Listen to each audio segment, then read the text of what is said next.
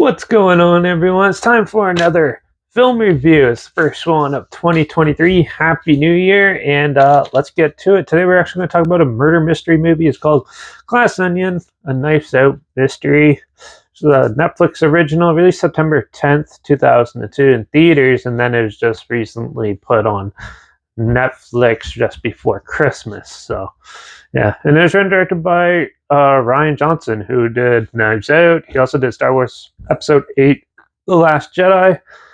He's also done like Looper and The Brothers Bloom, and yeah, a couple other films. So, Glass Onion. Well, this is a murder mystery. Now, I haven't seen Knives Out, so I don't know if they're reoccurring characters or not, but there's like a group of 10, like 6 or 7 friends who all, like, I guess, helped out in the first one, and they get this mysterious puzzle box, and they get an invitation to celebrate someone's death, basically, at this big mansion. So they all go, and they're not sure what. But then there's some 2 people that don't really seem uh, seem like they belong there. There's like a detective dude and then there's also another girl who sort of like doesn't really talk to them anymore and stuff. So, but yeah, they all get invited, and then weird things start going on. It was like people start dying, and yeah, and then there's a lot of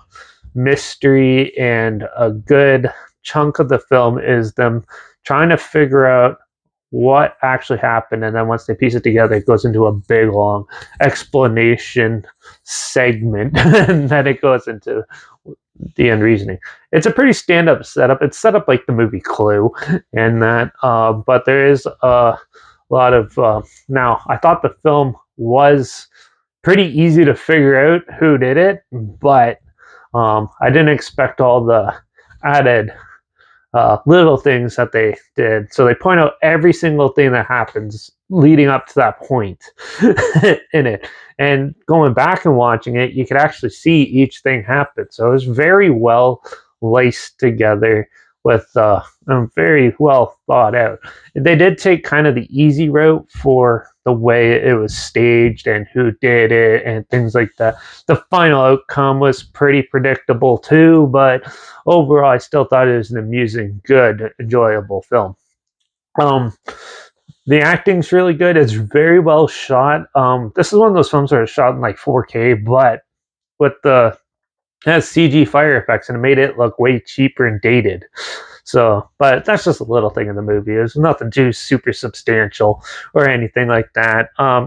And overall, I thought it was an enjoyable movie. There's a huge star cast: Daniel Craig, Dave Bautista, and a whole pile of others who I can't remember their names off the top of my head. So, but there's there's a big star cast, and they all do their parts really well.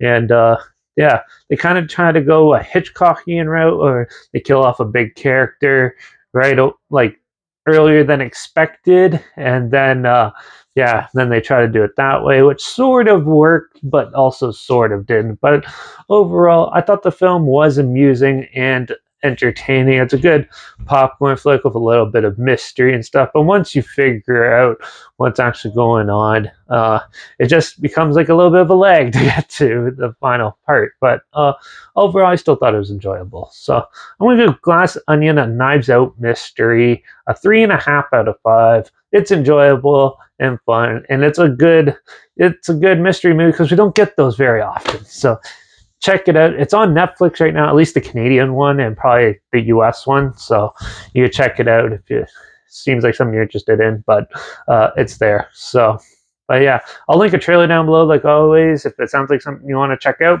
And also make sure you check out my Instagram. It's linked down below. That's where I always post video clips of films I'm going to review in the future on my stories. You have the film title hashtag and subject film in the hashtag, so you're aware of it. Also, make sure you check out my Letterbox and Derek P reviews. That's where I post my first star rating after watching the films.